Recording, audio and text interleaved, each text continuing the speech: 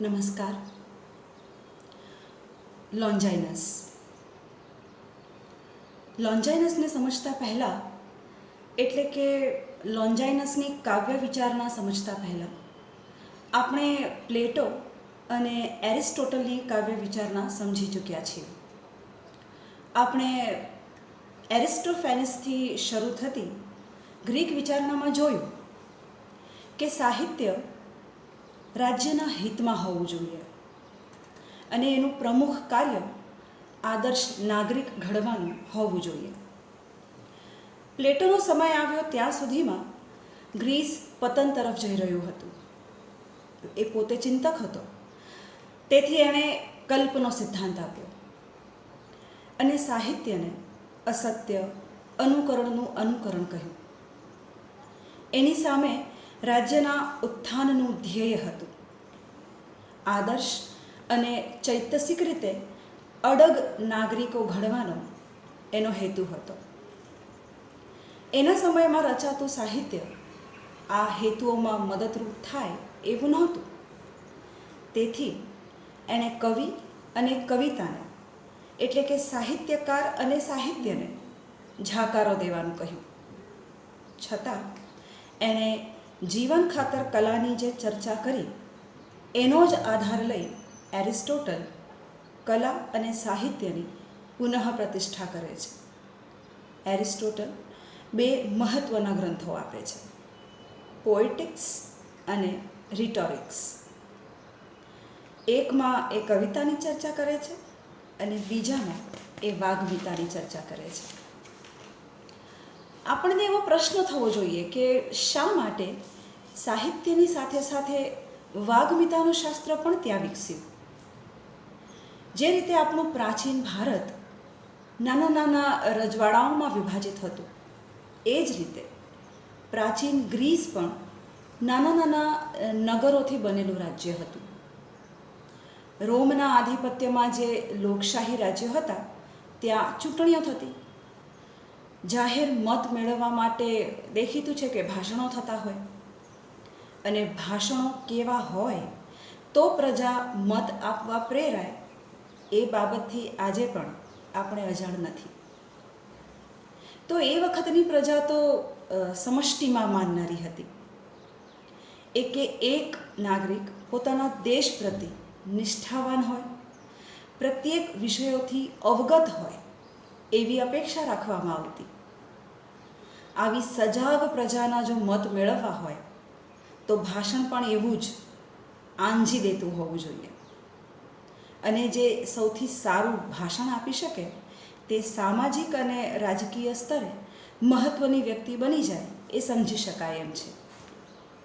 પરિણામે વક્તૃત્વની કળા સાહિત્યની કળા જેટલી જ મહત્ત્વની અને આવશ્યક ગણાતી.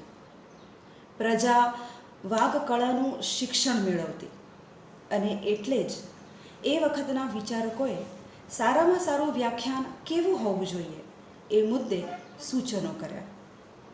પ્લેટો અને એરિસ્ટોટલે પણ આ વિષય પર ચર્ચા તો કરી જ છે, પરંતુ પ્લેટો વાકછટાની શૈલીને આવશ્યક નહોતો ગણતો. એને એમાં બનાવટ અને છળ દેખાતું. એના માટે નાગરિકોની સજાગતા અને નિષ્ઠા એ વધુ મહત્ત્વના હતા. પ્લેટો પછી આઇસોક્રેટિસ નામના વાકકલાના શિક્ષકે વાગ્મીતાને વ્યક્તિત્વની કલા તરીકે જોઈ અને ચર્ચી પણ. એના મતે વાગ્મીતાની કેળવણી માનવીનું સાંસ્કૃતિક ઘડતર કરે છે. તેથી એણે વક્તૃત્વ શક્તિ, સંવાદ કલા, લેખન કલા અને શૈલીમાં રહેલા સૌંદર્ય વિશે વાત કરી. એણે કહ્યું કે સારા વક્તા થવા માટે બૌદ્ધિક વિદ્વત્તા, આગવી શૈલી અને વ્યક્તિત્વની કળાની સમજ તથા બધા તત્વોનો સુમેળ હોવો જોઈએ.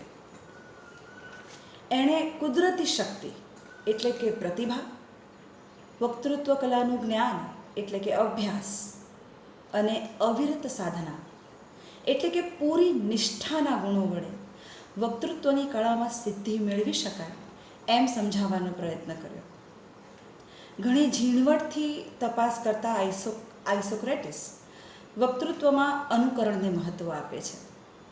એ માને છે કે ઉત્તમ વક્તવ્યોના અનુકરણ અને અભ્યાસ વડે વક્તાઓ પોતાના વક્તવ્યમાં વિશેષ શૈલી નિરૂપી શકે છે.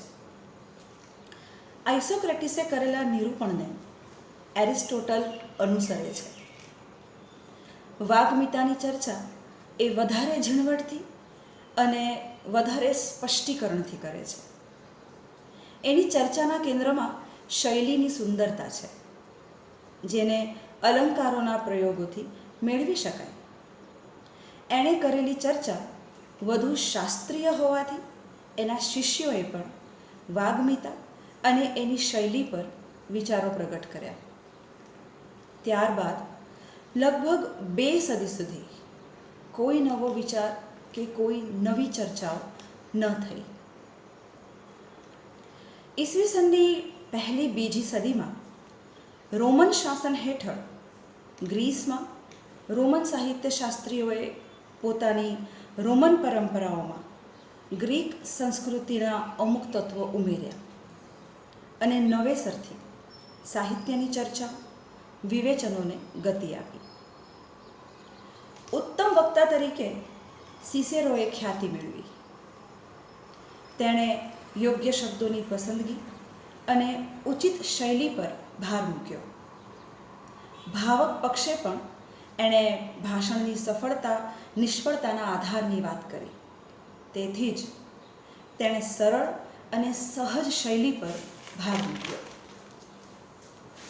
ત્યારબાદ રાજ્યમાં લોકશાહીને બદલે સામ્રાજ્યવાદ આવ્યો. પરિણામે પેલી વાક્કળાની આવશ્યકતા ઘટી અને ફરીથી સાહિત્ય કેન્દ્રમાં આવ્યું. એ સમયના સમ્રાટે લેખકોને પ્રોત્સાહન આપ્યું. એરિસ્ટોટલના ગ્રંથને રોમન સાહિત્યકાર હોરેસે પોતાના ગ્રંથ આર્સ પોએટિકા દ્વારા લોકોમાં ફરીથી જીવંત કર્યો.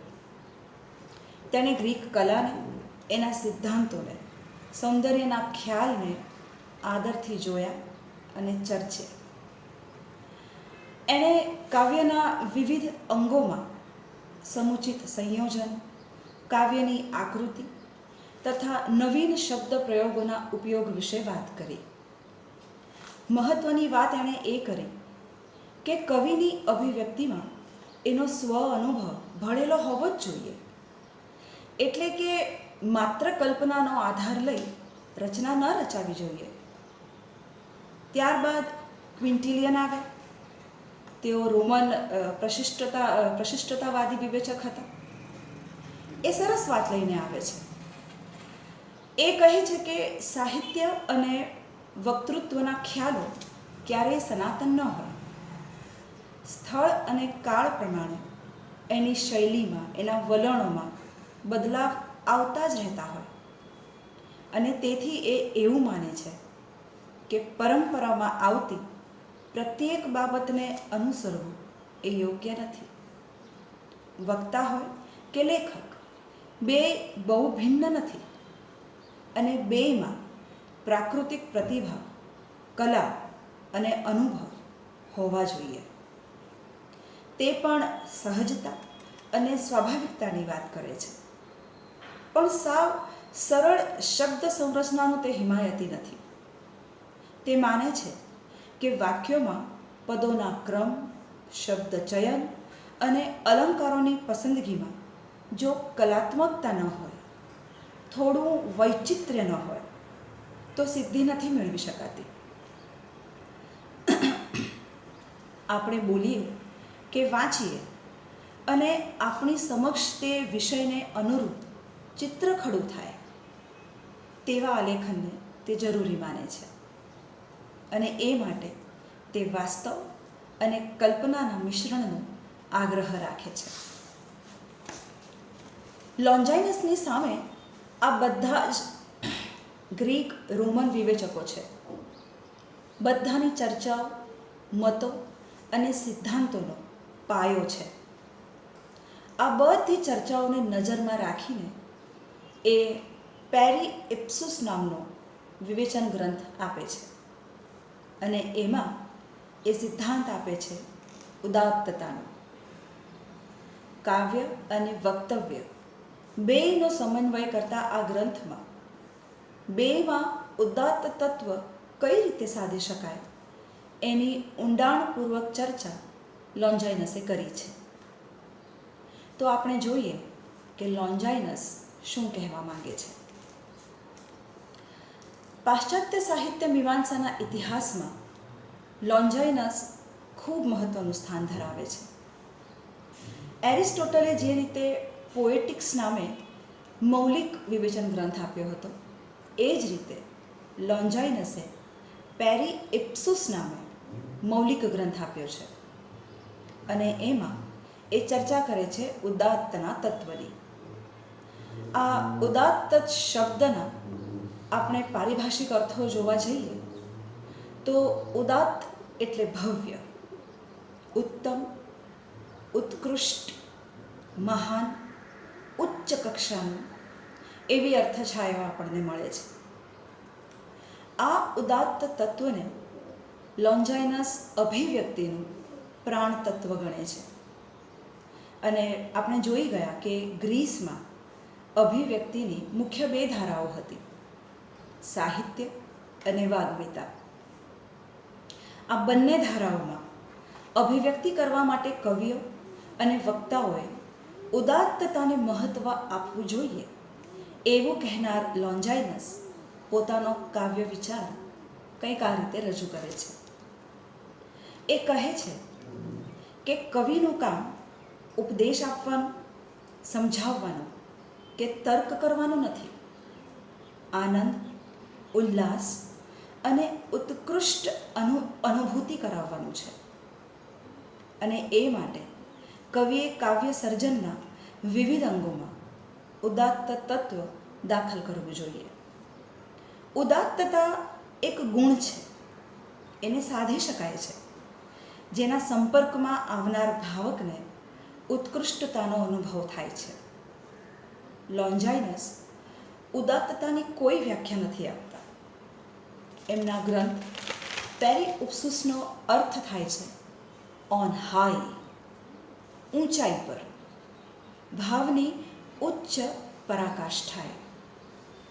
આ એક એવો ગુણ છે જે કૃતિની સંપૂર્ણતામાં, સમગ્રતામાં વ્યાપેલો, એમાંથી ઉદ્ભવતો હોવો જોઈએ અને ભાવકને એ કૃતિની સૃષ્ટિમાં લાવીને મૂકે એવો હોવો જોઈએ. એ કૃતિમાં આવે કેવી રીતે? એના જવાબોની ચર્ચા કરતા લોન્જાઇનસે ઉદાત્તતાના 5 સ્ત્રોત આપ્યા છે અને એ સ્ત્રોતોને 2 પ્રકારોમાં એણે વહેંચ્યા છે. આ પ્રકારોના નામ આપણને મળે છે અંતરંગના તત્વો અને બહિરંગના તત્વ રૂપે. અંતરંગના તત્વોમાં ઉદાત્તતાના 2 સ્ત્રોતોનો સમાવેશ થાય છે. પહેલું, વિચારની ભવ્યતા, એટલે કે કવિ પોતે મહાન વિચારોવાળો, મહાન વિચારોને ગ્રહણ કરનારો ઉદાત્ત આત્માવાળો હોવો જોઈએ. ભવ્ય વિચારો એ ઉદાત્તતાનો મૂળભૂત આધાર છે. આપણને એમ થાય કે ભવ્ય વિચારો એટલે કેવા વિચારો? તો કહી શકાય કે જે વિચારોમાં હીનતા ન હોય, નિકૃષ્ટપણું ન હોય, સામાન્યપણું કે તુચ્છપણું ન હોય, એવા વિચારો એટલે ઉદાત્ત વિચારો, ઉચ્ચ કક્ષાના વિચારો. લોન્જાઇનસ સમજાવે છે કે આત્મામાં ઉદાત્તપણું કે મહાન વિચારો ત્યારે જ શક્ય છે જ્યારે કવિ પોતે જન્મજાત મહાન અને ભવ્ય વિચારો ધરાવતો હોય. એટલે કે ઉદાત્તતાનો આ પહેલો સ્ત્રોત જન્મજાત પ્રતિભામાંથી વહેતો હોય છે. આપણને તરત યાદ આવે કે કવિ બનતા નથી, કવિ તો જન્મે છે. ભારતીય સાહિત્ય મીમાંસામાં આપણે કવિ પ્રતિભા કુદરતી હોય છે એ શીખી ગયા છીએ. લોન્જાઇનસ પણ એ જ કહે છે. કવિમાં પ્રતિભા અને ભવ્ય ઉદાત્ત તત્વ એ જન્મજાત હોય છે. જે વ્યક્તિમાં સંકુચિતતા કે સામાન્યતા હોય તે ઉત્તમ સર્જન ન કરી શકે. તેથી જો વ્યક્તિમાં જન્મજાત પ્રતિભા છે તો એણે મહાન વિચારોથી એ પ્રતિભાને જાળવવી જોઈએ.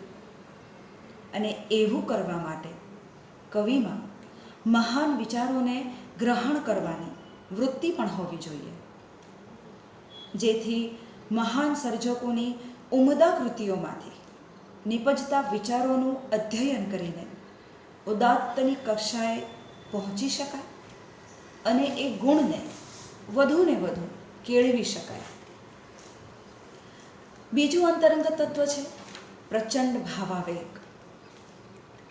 લોન્જાઇનસ કહે છે કે જન્મજાત પ્રતિભાવાળા કવિમાં મહાન આત્મા અને ઉદાત્ત વિચારો પૂરતા નથી.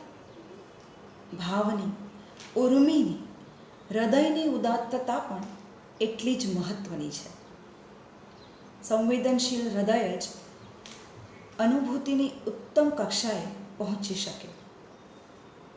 દરેક માણસમાં સંવેદનો તો હોય જ, પણ લોન્જાઇનસ માને છે કે સામાન્ય નહીં, અસાધારણ પ્રચંડ આવેગ હોવો જોઈએ. ભાવનો, ઉર્મિનો, અને એ પણ એવો આવેગ જે સતત હોય, અવિરત હોય, જેનું શમન ન થઈ જાય, જે સતત પ્રવાહિત થતો રહે, અટકે નહીં.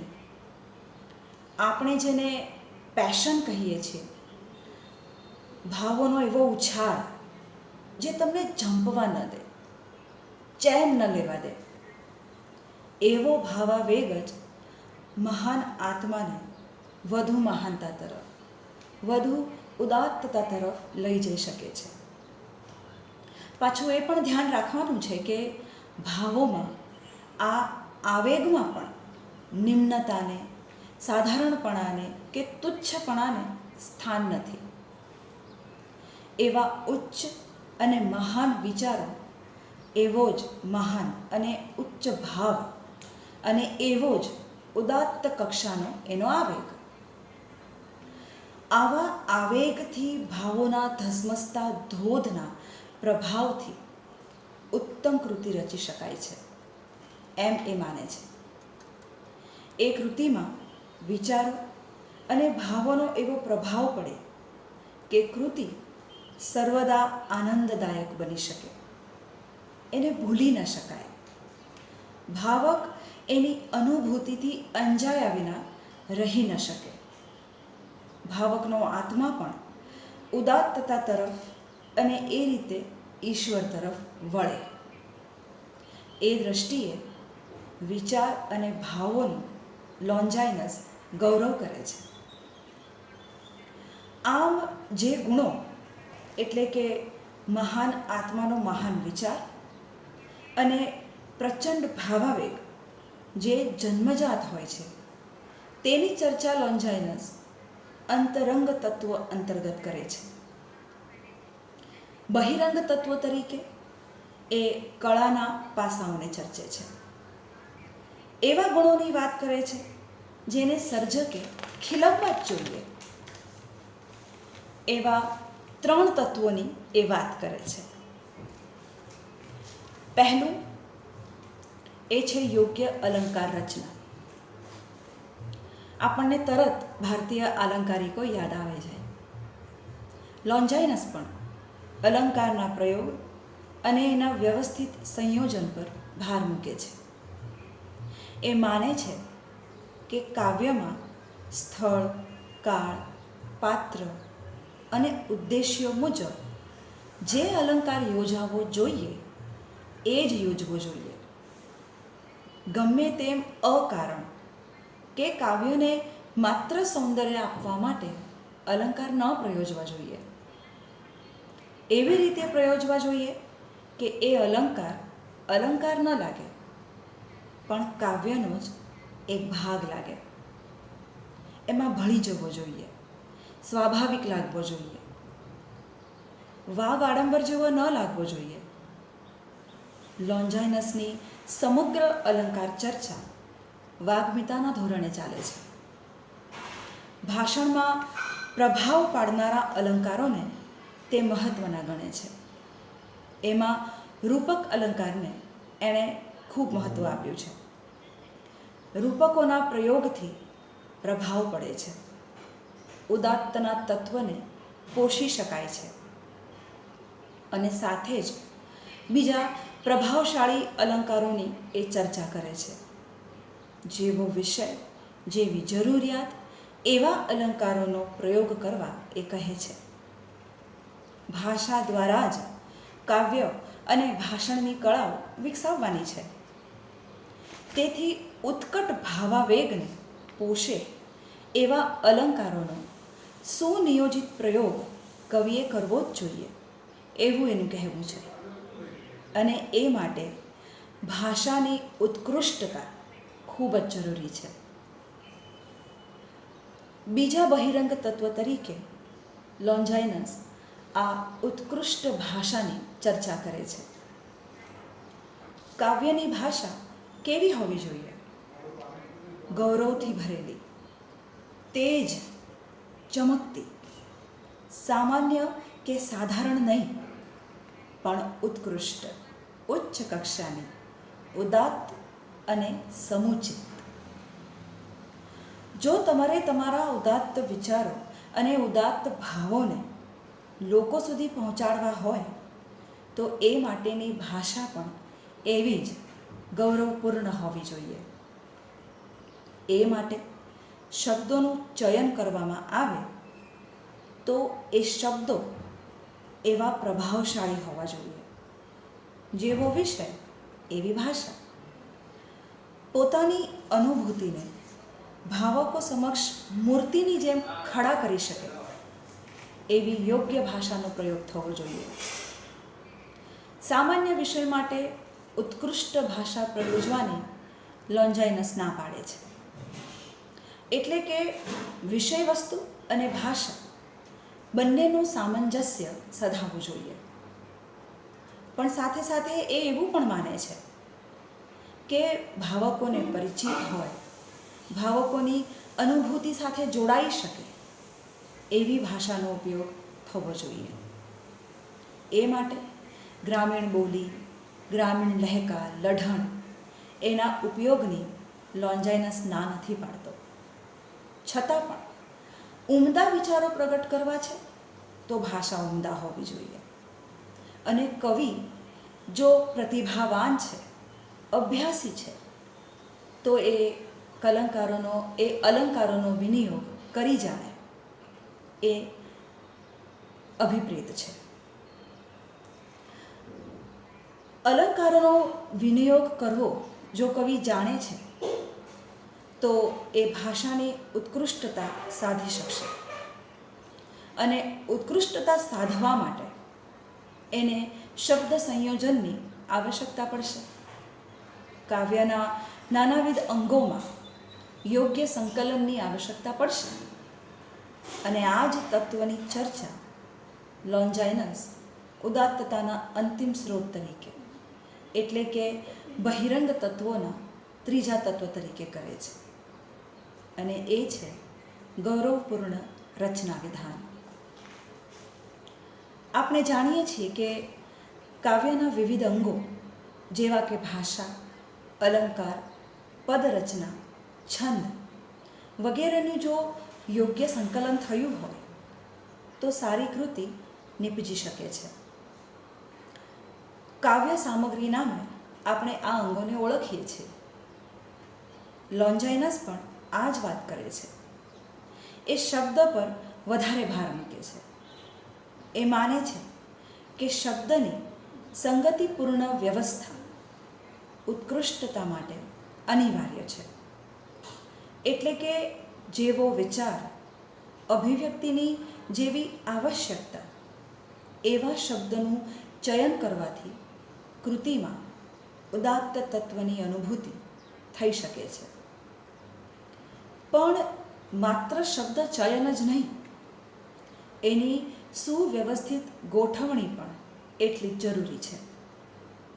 એની સાથે સાથે ઉદાત્ત વિચાર, કાવ્યનું કાર્ય, અલંકાર યોજના, એમાંથી નિપજતું સૌંદર્ય, ભાષાનો લય, આ બધા જ તત્વોનું સંવાદીપણું, સુવ્યવસ્થિત ગોઠવણી, એકબીજા સાથેનું સામંજસ્ય રચનાનું મહત્ત્વનું તત્વ છે.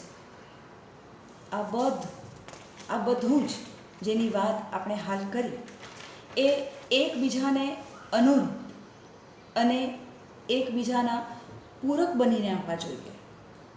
વધારાનું કે નકામું, નિમ્ન કક્ષાનું કશું ન હોવું જોઈએ. ઉદાત્ત શૈલીને સાધવા માટે ગૌરવપૂર્ણ રચના વિધાન એ આવશ્યક છે. આમ આપણે જોઈ શકીએ છીએ કે લોન્જાઇનસ જે ઉદાત્ત શૈલીની વાત કરે છે તે ભાષાના અંગોની સંવાદિતાથી સાધી શકાય છે. જો એકાદ અંગમાં પણ શિથિલતા આવે તો સમગ્ર કૃતિ પર અને એને લીધે ઉદાત્તતાના તત્વ પર એની અસર પડે, જે લોન્જાઇનસને સ્વીકાર્ય નથી. આપણને એમ થાય કે સર્જક કેટલો સજાગ, સતત જાગૃત કે પ્રતિપળ અભ્યાસી હોય ત્યારે આવી ઉદાત્ત ભાવનાને પોષી શકાય અને લોકો સુધી પહોંચાડી શકાય. પરંતુ કવિ પણ આખરે છે તો માણસ જ નહીં. એ કઈ રીતે ભૂલો વિના ન હોઈ શકે? પરિસ્થિતિઓ હંમેશા તેના ઉદાત્ત તત્વને પોષતી જ ન પણ હોય. ત્યારે શું કરવું? તો આવા પ્રશ્નોના જવાબમાં પણ લોન્જાઇનસની ચર્ચા કામ લાગે છે. એણે માત્ર ઉદાત્તતાના સ્રોત જ નથી ચર્ચ્યા, એના વિરોધી તત્વોની પણ એણે ચર્ચા કરી છે. વિરોધી તત્વો એવા તત્વો કે જે ઉદાત્તની ભાવનાને અવરોધરૂપ હોય. એમાં સૌ પ્રથમે વાત કરે છે બાલેયતાની. બાલેયતા એટલે નાદાની, બાળક બુદ્ધિથી થતું વર્તન.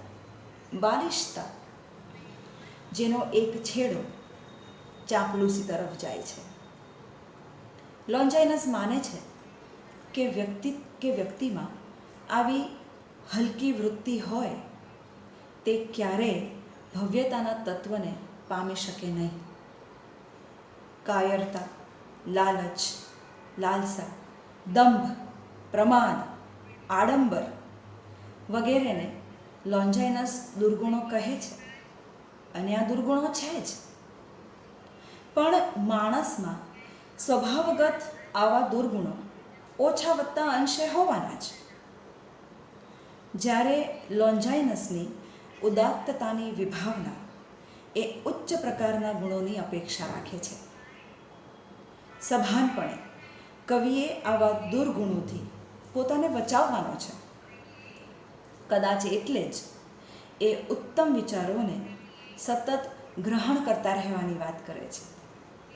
એ જ રીતે કાવ્યની શૈલીમાં પણ, કાવ્યના અંગોમાં, શબ્દોમાં એ શિથિલતા, સ્વચ્છંદતા, અસંયમ અને કલાની સાચી સમજ વિનાનું નિરૂપણ એટલે કે બાલિશતા, એને બાલિશતા કહે છે. જેને લીધે કાવ્યમાં અભદ્રતા, અવ્યવસ્થિતતા, અસ્પષ્ટતા વર્તાય છે. બાલિશતાને નાથવાનો એક જ ઉપાય છે સભાનતા, સતત સભાનતા. ન વધુ ન ઓછું એવું યોગ્ય, સપ્રમાણ અને સુસંકલિત તત્વોનું નિરૂપણ એ જ કવિની ઉદાત્ત ભાવના કૃતિમાં દર્શાવી શકે. એ જ રીતે વધારે પડતા લાઘવથી પણ લોન્જાઇનસ બચવાનું કહે છે, તો વધારે વિસ્તારથી વર્તવાની પણ એ ના પાડે છે. અલંકારના વિનિયોગથી વસ્તુમાં લાઘવ લાવી શકાય, પણ એટલું બધું લાઘવ પણ ન નિરૂપવું જોઈએ કે ભાવક એમાં રહેલા ઉદાત્તના સૌંદર્યને પામી જ ન શકે. તો ભાષાના સમુચિત પ્રયોગથી વસ્તુમાં રહેલી ઉદાત્તતાને વર્ણવી તો શકાય, પણ એ વર્ણન એટલું લાંબુ પણ ન હોવું જોઈએ કે પેલો ઉદાત્તનો ભાવ છેક પાછળ રહી જાય. એટલે લાઘવ અને દીર્ઘસૂત્રીપણું બેયથી લોન્જાઇનસ બચવાનું કહે છે. એ આડંબરથી પણ બચવાનું કહે છે. આડંબર ચાહે ભાવોનો હોય, ભાષાનો હોય, શબ્દોનો હોય કે અભિવ્યક્તિનો હોય. કવિ જન્મજાત પ્રતિભાવાન હોય તો એને ભાવમાં આડંબર લાવવાની જરૂર ન પડે. ભાવોનો વિસ્ફોટ એનામાં આપોઆપ જ થતો હોવો જોઈએ અને અભ્યાસ તથા પ્રયોગો દ્વારા એ સહજ સ્વાભાવિક અભિવ્યક્તિ તરફ જવો જોઈએ. દેખાડો કે દંભ કરવાથી ભાવક સુધી ઉદાત્તતાનો ભાવ પહોંચી ન શકે, એમનામાં એનું આરોપણ ન થઈ શકે. મોટી મોટી વાતો કે મોટા ભારેખમ શબ્દોમાં રહેલું બોદાપણું ઉદાત્ત તત્વને ન પોષી શકે કે ન સંવર્ધિત પણ કરી શકે. માટે શૈલીમાં આડંબરને લોન્જાઇનસ વિરોધી તત્વ જુએ છે. એક બીજું મહત્વનું વિરોધી તત્વ લોન્જાઇનસ ચર્ચે છે અને એ છે પરતંત્રતાનું. એ માને છે કે રાજકીય અને પ્રજાકીય સ્વતંત્રતા જ અભિવ્યક્તિમાં ઉચ્ચતાને અવકાશ આપી શકે છે. હવે આ સ્વતંત્રતા માત્ર રાજ્યની જ છે એમ કહેવાને બદલે જો આપણે એમ કહીએ કે વિચારોની, અભિવ્યક્તિની અને વર્તનની સ્વતંત્રતા હોય તો માણસમાં ઉદાત્ત તત્વ ખીલી શકે છે. પણ પેલી જન્મજાત ઉચ્ચ ભાવોની પ્રતિભાવાળી શરત તો ખરી જ. તો એવું ક્યારે બને?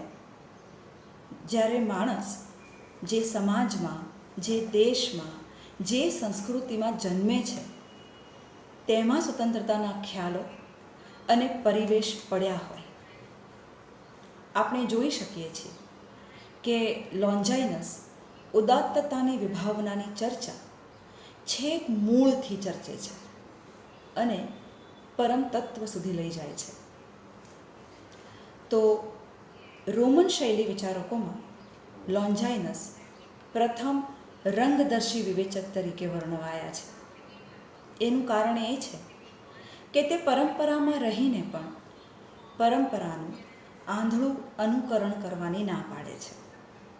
એ માને છે કે પરંપરાનો અભ્યાસ કવિએ કરવો જ જોઈએ, પરંતુ પોતાની ઉદાત્ત ભાવનાને અભિવ્યક્ત કરવામાં જો પરંપરાના અમુક તત્વો આડે આવતા હોય તો તેવી પરંપરાને નિર્ભય બનીને ત્યજી દેવી જોઈએ.